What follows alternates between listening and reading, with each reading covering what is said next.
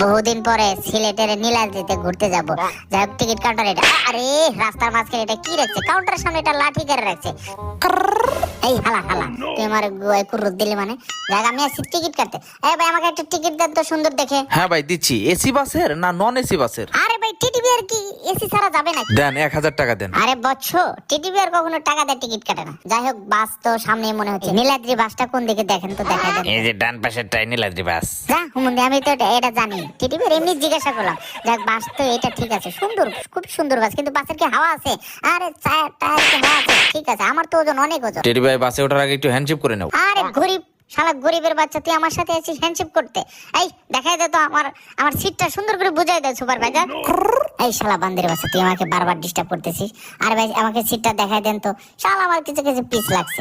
যাই হোক সিটটা তো খুবই মজাদার, খুবই দারুণ। যাই হোক নীলাদ্রি লেকে গিয়ে সুন্দর করে আমি আরাম আয়েশ করবো।